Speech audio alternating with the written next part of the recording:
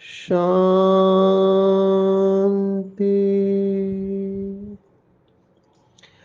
आज 20 अगस्त 2023 भारत में रविवार है। Today is 20th August 2023 and it's Sunday in Bharat.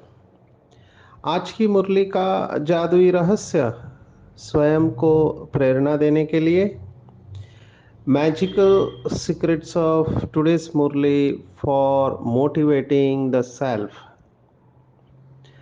आज रविवार है तो अव्यक्त बाप दादा के महावाक्य है। रिवाइज डेट है 7 नवंबर 1995, 7 नवंबर 1995। आज की मुरली बाबा ने फिर से पवित्रता को अंडरलाइन कराया है। ऐसे लग रहा है बाबा बच्चों में थोड़ी भी कमजोरी देखना नहीं चाहता। Nothing below perfection. बाबा संपूर्ण अवस्था में बच्चों को देखना चाहता है। कोई भी माँ बाप अपने बच्चों में कमी देखना नहीं चाहते हैं।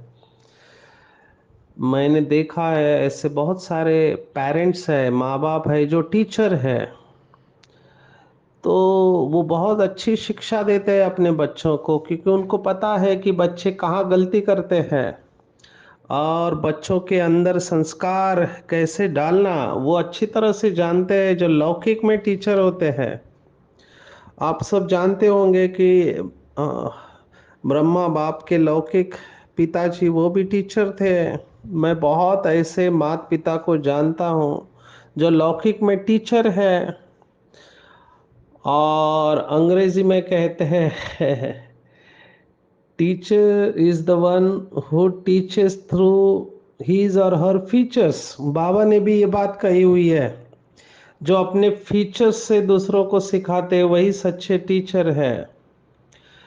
बहुत सारे उदाहरण दे सकते हैं। स्वामी विवेकानंद की माता जी बहुत अच्छी टीचर। स्वामी विवेकानंद एक बार कुछ दोस्तों के साथ कुछ गलत शब्द सीख के आए और माताजी ने कुछ कहा तो उनके मुख से वो अपशब्द निकल गया। तो उनकी लौकिक माताजी ने उन्हें कुछ नहीं कहा। उनका जो कमरा था उसके बोर्ड के ऊपर लिख दिया कि आज नरेंद्र ने अपनी माँ को ये शब्द कहा करके। तो नरेंद्र के लिए इशारा था, उसने जाके माताजी से माफी मांगी। तो सिखाने का एक तरीका होता है और ये तो सबसे बेस्ट टीचर है। शिव बाबा जैसा टीचर पूरे कल्प में मिल नहीं सकता है। 2 दिन पहले हमने मुरली में देखा कि स्वीटेस्ट संबंध कौन सा है। तो बाबा ने कहा था बाप तो स्वीट है लेकिन टीचर स्वीटेस्ट है, क्योंकि वो पढ़ाई ऐसे पढ़ाता है। ये अच्छे टीचर का लक्षण होता है, एकदम बुद्धू से बुद्धू बच्चे को भी सब कुछ समझ में आ जाए और वो हिम्मत से खड़ा हो जाए।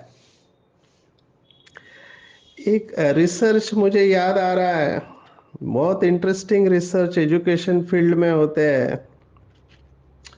वो रिसर्च इतना सुंदर रहा।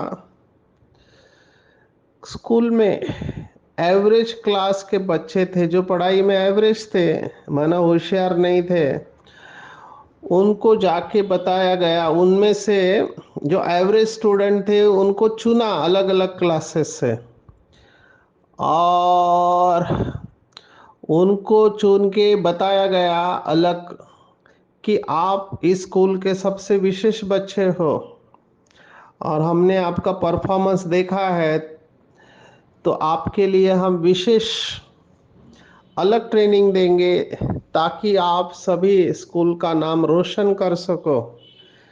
ये प्रयोग टीचर्स के साथ भी हुआ और क्या देखा कि जो एवरेज बच्चे थे, जिनको एवरेज से ज़्यादा मार्क्स नहीं मिलने वाले हैं, लेकिन केवल उनको ये बताया गया कि आप विशेष हो, तो उन बच्चों ने भी अंदर से मान लिया कि हम साधारण नहीं, हम विशेष हैं और हमारी मेमोरी अच्छी है, हम अच्छा पढ़ाई में परफॉर्म करेंगे।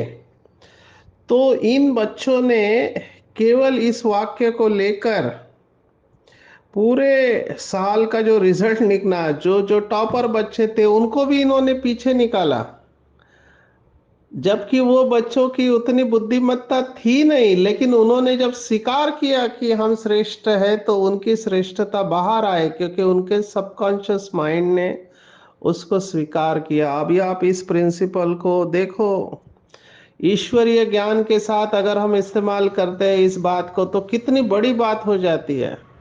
और बताने वाला कौन है? त्रिकालदर्शी, जो ड्रामा के आदि मध्य अंत को पूरी तरह से जानता है। बाबा ने आज विशेष कहा कि बाबा आज प्यार के सागर के रूप में है। अव्यक्त मुरली की शुरुआत आज से होती है, आज इस शब्द से। तो आज बाबा प्यार के सागर के रूप में प्यार स्वरूप बच्चों से मिलने आया है। और बहुत नशे की बात बाबा ने कही कि भक्ति मार्ग में भक्त ढूंढ रहे हैं सेकंड का दर्शन हो भगवान का, गॉड, अल्लाह, ईश्वर का। और यहाँ पे फलक से कहते हैं कि भगवान मेरे साथ है। केवल साथ ही नहीं है, बाबा ने कहा, ये भी कहते हैं कि भगवान मेरे बगैर रह नहीं सकता। नशे की बात है। तो बाबा ने कहा, इतना नशे से कहते हो कि भगवान मेरे बगैर रह नहीं सकता, तो जब इतना समीप और साथी है, तब क्या होता है जब माया आती है? माया माना कमजोरी आती है, तब कौन साथ रहता है? और तब बाबा ने कहा, बच्चे आंख मिचौनी का खेल करते हैं। जैसे छोटे बच्चे छिप जाते हैं, वैसे बाबा ने कहा बीच बीच में बच्चे आंख मिचौनी का खेल करते हैं, किनारा कर देते हैं बाप से। तो बाप को देखने की दृष्टि बंद हो जाती है और माया को देखने की दृष्टि खुल जाती है। यह है आंख मिचौनी का खेल, कभी बाप को देखते, कभी माया को देखते। तो बाबा को फिर बहुत रहम आता है कि माया से किसी भी ढंग से किनारा बाबा करा लेता है। बाबा ने बहुत अच्छे शब्द आज इस्तेमाल किया कि माया बेहोश करती है, क्योंकि सभी पाप कर्म बेहोशी में होते हैं। परसेंटेज की बेहोशी हर एक की अलग होती है। कई लोगों के संकल्प के रूप में बेहोश हो जाते हैं, कई बोल में बेहोश हो जाते हैं, और कई कर्मेंद्रियों के स्तर पर बेहोश हो जाते हैं। हर एक को पता है अपनी डिग्री क्या है। तो बाबा कहता है बच्चे बेहोश हो जाते हैं और बाप होश में लाता है कि तुम मेरे हो। बाबा ने ये भी शब्द इस्तेमाल किया है कई मुरलियों में कि कई बार बच्चे दो नाव में पैर रखना चाहते हैं। एक तरफ भगवान भी अच्छा लगता है, दूसरे तरफ माया भी अच्छी लगती है। इसलिए बाबा शब्द इस्तेमाल करता है कि ये रस्सी खींच है, माना वो रस्सी का खेल होता है, दोनों तरफ से खींचते, तो एक तरफ माया खींचती है, एक तरफ बाप खींचता है।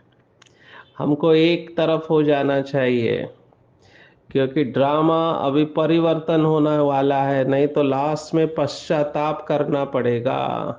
बाबा ने आज प्रश्न पूछा है कि सभी बच्चे कहते हैं कि बाबा से बहुत प्यार है, कहते हैं 100% से भी ज्यादा है, पदम गुना प्यार है।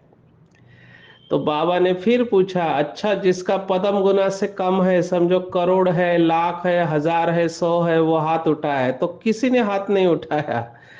बाबा ने कहा मुबारक हो, जब आप कहते हो पदम गुना प्यार, तो प्यार का सबूत क्या है? मुझे आज किसी ने मैसेज भेजा कि उनके ऊपर विश्वास नहीं करो जो आपको कहते हैं कि आई लव यू, मैं आपसे प्यार करता हूँ। उनके ऊपर कभी भी विश्वास नहीं करना चाहिए। विश्वास उनके ऊपर करना चाहिए जो प्यार को निभाते या दिखाते हैं कि वो आपसे प्यार करे। हो सकता है कोई बोलना नहीं आता हो प्यार है, लेकिन वो निभाते जरूर है, उनके कर्मों द्वारा पता चलता है। बाबा ने यही बात आज इधर पूछी है। बाबा कह रहा है कि बच्चे कहते हैं प्यार है, तो प्यार का सबूत क्या है? तो सबूत है जो बाप को प्रिय है वही मुझे भी प्रिय होना चाहिए। सबूत है समान बनना। तो एक तरफ तो कहते हैं कि बाबा से बहुत प्यार है, लेकिन दूसरे तरफ अगर न्योछावर नहीं जाते, कुर्बान नहीं जाते, तो कैसे बाबा समझे कि मुझसे बच्चों का प्यार है। बाबा ने आज रिजल्ट बताया है बच्चों का। अल्लाह को प्यारी है कुर्बानी, ऐसे कहते हैं।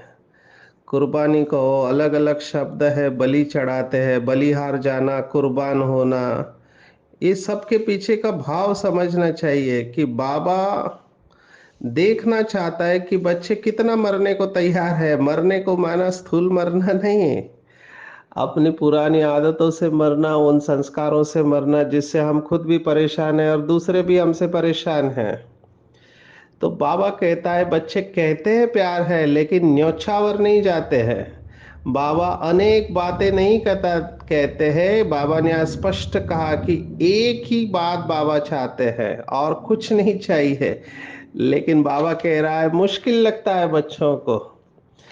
कौन सी बात? बाबा ने कहा 63 जन्मों का प्यार है, इसलिए उसे छोड़ नहीं पाते हैं।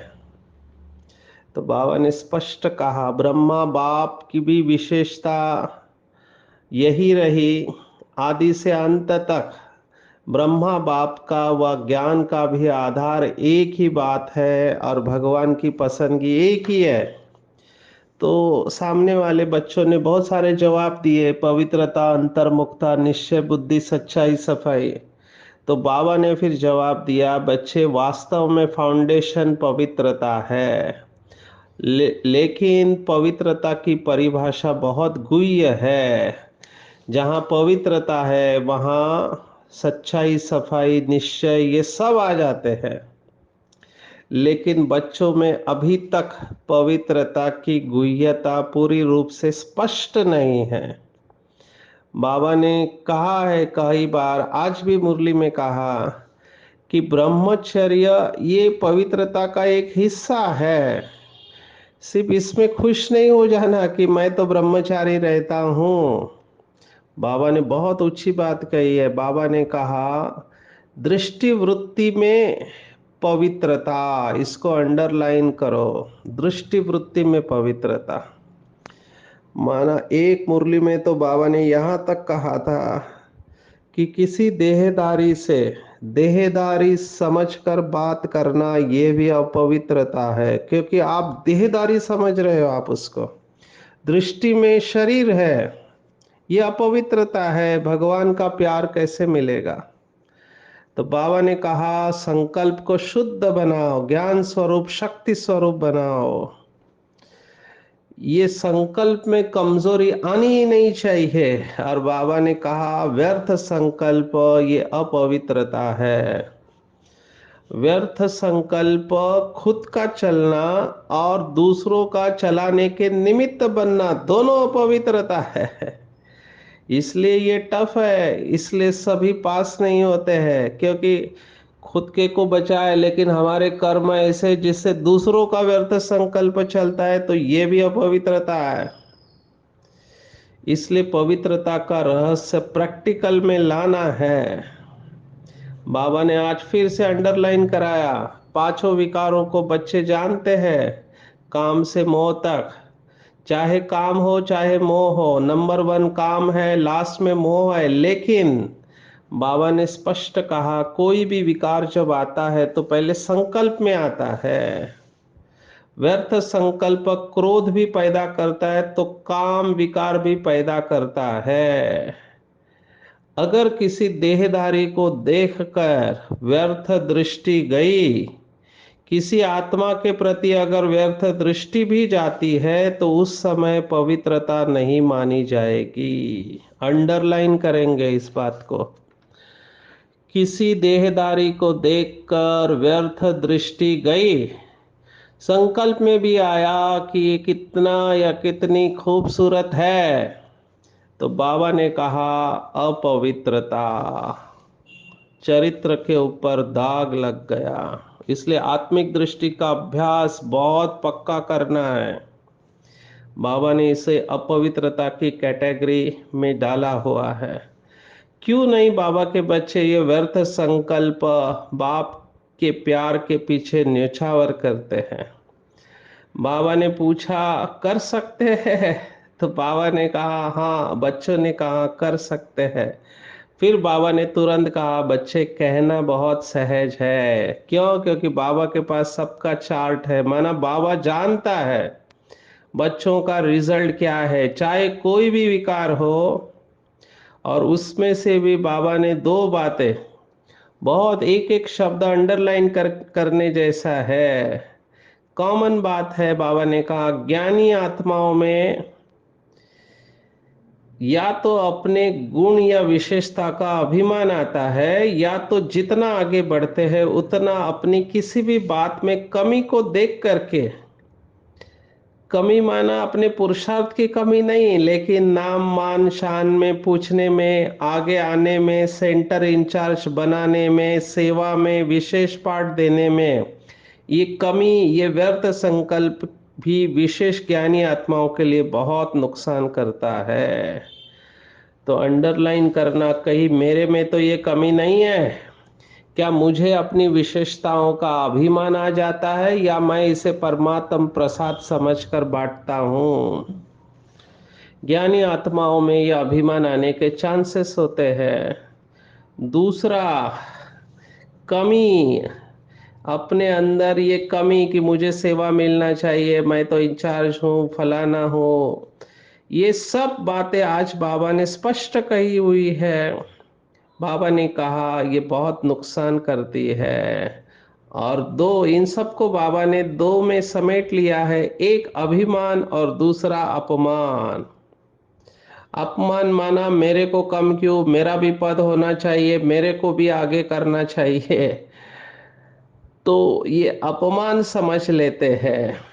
बाबा ने कहा ये दो शब्द ही अभिमान और अपमान व्यर्थ संकल्प का कारण है। इसको भी डबल ट्रिपल अंडरलाइन, जितना अंडरलाइन कर सकते करो। बाबा ने इसी दो शब्द के ऊपर बताया था कि सेवा में विघ्न का कारण भी ये दो ही संकल्प है, अभिमान और अपमान। या तो अभिमान आता है या अपमान की फीलिंग आती है, और ये दोनों भी कनेक्टेड है। जहां अभिमान है वहीं पर अपमान की फीलिंग आती है। बाबा सटल ईगो, सूक्ष्म अभिमान को टच कर रहा है। तो बाबा ने कहा इन दोनों को न्योछावर अगर कर दिया तो बाप समान बनना कोई मुश्किल नहीं है। अभी सोचो, अभिमान को न्योछावर करना माना नम्रता का गुण धारण होना चाहिए और समान में स्थित होना चाहिए। बाबा ने कहा कोई भी हो, चाहे टीचर हो, चाहे विद्यार्थी हो, चाहे महारथी हो और चाहे प्यादा हो। आज तो बाबा ने महारथियों के भी काम पकड़े हैं। बाबा तो बाबा है, बाबा ये सब कर सकता है। बाबा ने कहा अगर महारथी भी गलती करता है तो उस समय महारथी नहीं है, परवश। बाबा ने महारथी को भी परवश कहा है अगर वो गलती करता है। एक्चुअली महारथी तो स्टेज के ऊपर है, सभी उसको देख रहे होते, तो महारथी से भी गलती हो जाती है। बाबा ये इशारा दे रहा है। लेकिन मैं हमेशा कहता हूँ सेशन में, जो बच्चे कहते हैं कि महारथी भी गलती करते हैं तो हमने गलती किया तो क्या हुआ, ये बहुत इंपॉर्टेंट बात है। माना दूसरों की कमी को आप अपनी कमी का आधार बना रहे हैं कि उसने किया इसलिए मैंने किया। तो बाबा ने कहा लास्ट में महारथियों को बहुत काल का निश्चय का फाउंडेशन पक्का होने के कारण बाबा एक्स्ट्रा मार्क्स देकर पास करा देगा और देखते रह जाओगे। इसलिए कोई भी हो, हमको किसी की भी कमी कमजोरी देखनी नहीं है, खुद को देखना है और खुद को ठीक करना है। मेरे चेहरे के ऊपर दाग लगा है तो मुझे आईने में देख के वो दाग को दूर करना है। दूसरे के चेहरे पर दाग है तो मैं कैसे ठीक कर सकता हूं? ये अवस्था को खराब करने का कारण बाबा ने कई बार कहा हुआ है, परमत पर दर्शन और पर चिंतन। तो बाबा ने स्पष्ट कहा है कि अपना अवस्था का पोता में लिख के बाबा को भेज दो। सिर्फ यही लिखना कि किस परसेंटेज में मैंने व्यर्थ संकल्पों को न्योछावर किया। बाबा को खत लिखना है कि बाबा अभी भी 50% चलता है या मैंने 100% पूरा आपके ऊपर बलिहार कर दिया। ज्यादा डिटेल में नहीं लिखना। बाबा ने आज इसको डबल ट्रिपल अंडरलाइन करने को कहा हुआ है। तो हमारा आज कर्तव्य है कि जैसे ब्रह्मा बाप ने केवल पवित्रता के कारण गालियां खाए लेकिन फाउंडेशन नहीं छोड़ा, इतने सारे साल हो गए, कितने विघ्न आते हैं यज्ञ में, केवल पवित्रता के वजह से आ रहे हैं। कहते हैं ब्रह्मा कुमार यह घर बार छुड़वाती है, ये सब विघ्न किस लिए आ रहे हैं? पवित्रता के वजह से। लेकिन बाबा ने इस नियम को कभी भी कॉम्प्रोमाइज नहीं किया। भक्ति मार्ग की तरह आप कभी कभी जा सकते हो विकार में, महीने में एक बार, 6 मास में एक बार, ऐसे कभी नहीं कहा। उल्टा डे बाय डे बाबा की मुरलियां और स्ट्रिक्ट होती जा रही है। बाबा इसके ऊपर कभी कॉम्प्रोमाइज नहीं कर रहा है। बाबा ने पवित्रता को कभी भी कॉम्प्रोमाइज नहीं किया है। हमको स्टूडेंट नहीं मिले तो चलेगा, लेकिन पवित्रता बहुत जरूरी है। मैं तो पहले देखता था कि 1 साल तक जब तक कोई पवित्र नहीं बने हैं उनको मधुबन भी नहीं भेजा जा सकता था। बाबा से मिलने की तो बात ही नहीं। और सभी प्रकार की पवित्रता, खान पान की, ब्रह्मचर्य की, शौच के बाद आप स्नान करते हो कि नहीं, हर एक नियम बहुत पक्का था। मुरली का अटेंडेंस, ये सब बातें देखने के बाद ही बाबा से मिलने के लिए परमिशन मिलता था। तो बाबा ने इसको कभी कॉम्प्रोमाइज नहीं किया है। और बाबा की नजर है हर एक बच्चे के ऊपर। आप दुनिया से छिपा सकते हैं, बाबा ने तो यहां तक कहा था कि साकार ब्रह्मा बाबा जानी जाननहार नहीं है, लेकिन शिव बाबा तो जानी जाननहार है। तो भगवान से कुछ भी छिप नहीं सकता है। ये तो अच्छा है कि हम इसी समय बाबा के सामने स्पष्ट हो जाए। बाबा ने फिर शक्तियों को भी याद दिलाया कि आप दूसरों को समझाते हैं चित्र में कि 84 जन्मों को हम जानते हैं, समझाते हो 84 जन्म, और करते क्या हो? तो जो जानने वाला हो वो क्या करेगा? इसलिए जवाब स्वयं भी बुद्धि में आएगा कि हम माया के प्रभाव के परवश है। तो परवश नहीं बनना है, लेकिन माया को वश करना है। कोई भी कारण नहीं चलेगा। बाबा ने कहा कारण नहीं देना है, निवारण, समस्या स्वरूप नहीं, समाधान स्वरूप। क्योंकि बाबा ने कहा बाद में नहीं तो पश्चाताप करना पड़ेगा। तो जब भी ऐसा डिसीजन लेने की बात आए उसी समय अपने आप से बात कर लेना चाहिए कि मुझे पश्चाताप करना है या प्राप्ति में रहना है। तो थोड़ा सहन करना सीख लेना चाहिए। माताओं ने कितना सहन किया है पवित्रता के लिए, बहनों ने कितना सहन किया है, लेकिन पवित्रता के लिए हम सहन कर लेते हैं और करना चाहिए। मुझे ऐसे लगता है हम सबको ये पेपर आने वाले हैं, बहुत लोगों के सामने आए हुए हैं। तो आज बाबा फिर से डबल अंडरलाइन कर रहा है कि बच्चे व्यर्थ संकल्पों को बाप के ऊपर न्योछावर कर दो। आज विशेष बाबा ने दादियों की विशेषता बताई है। विशेष देखो, चंद्रमणि दादी पंजाब की शेरनी और रतन मोहिनी दादी दोनों के ऊपर ज्ञान सरोवर की जिम्मेवारी डाल दी थी और बाबा कह रहे थे आप बिल्कुल हल्के हो। आज विशेष ईशु दादी, जिसके बारे में बहुत कम आता है मुरलियों में, ईशु दादी आप सबको पता हो तो जितने भी पोता मेल आते थे, लेटर्स आते थे, वो सब ईशु दादी देखती थी। तो बाबा ने आज ईशु दादी की भर भर के महिमा की है और हम सबके लिए भी इसमें सीखने जैसा है कि ईशु दादी में गंभीरता का गुण था। बहुत कम बात करते थे, बड़ी दादी के साथ होती थी।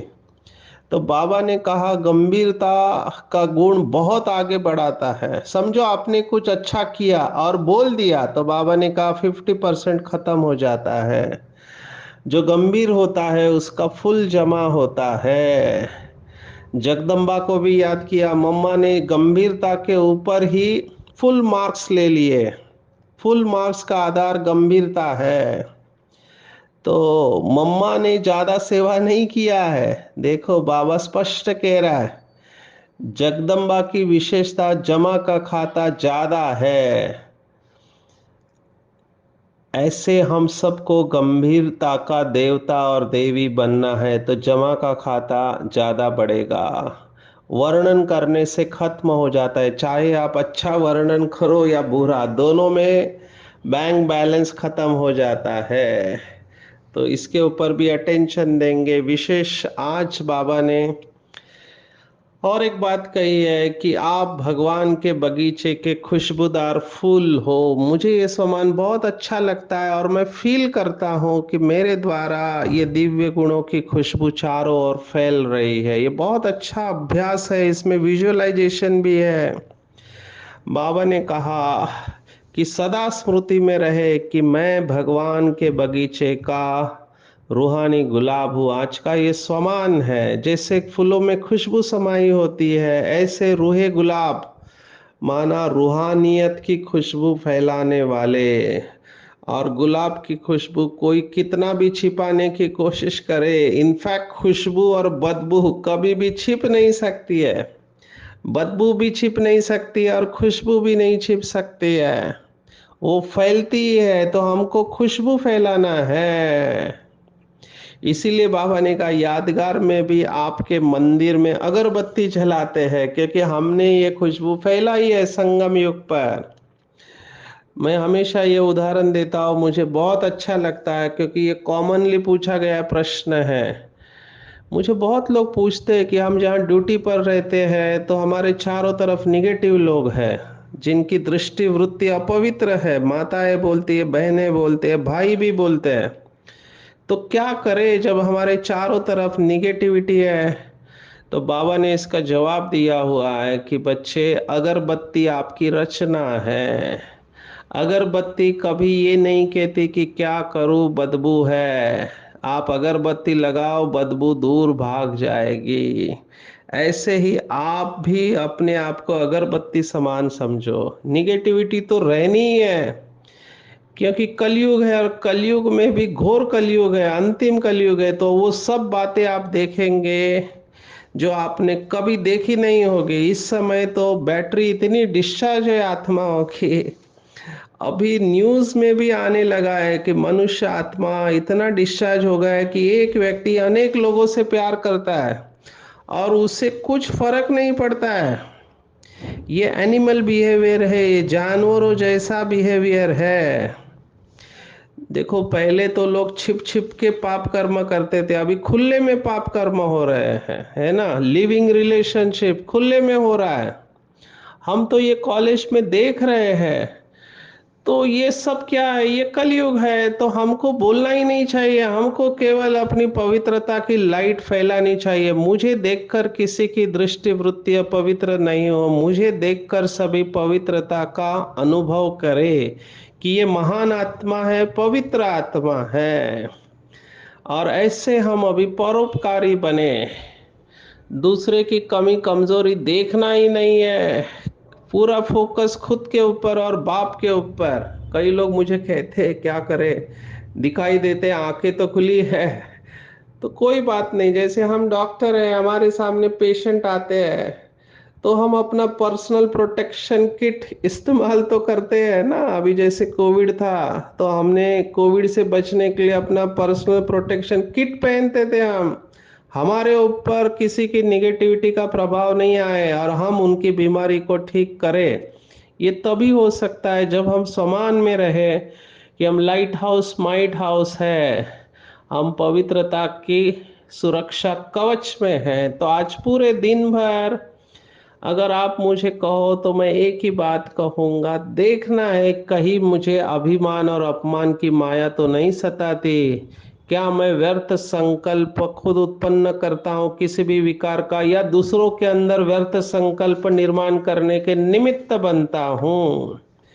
अपने आप को बचाना है, संकल्प को संपूर्ण शुद्ध करना है, सदा बाप और निर्विघ्न सेवा के लगन में मगन रहना है, गंभीरता का गुण बढ़ाना है और अभ्यास करना है कि मेरे द्वारा निरंतर पवित्रता के प्रकंपन चारों तरफ वायुमंडल में फैल रहे हैं। मैं परोपकारी आत्मा हूँ, स्व परिवर्तन से विश्व परिवर्तन करने के निमित्त विश्व परिवर्तक, विश्व रक्षक, विश्व कल्याणकारी, विश्व सेवाधारी और विश्वामित्र हूँ।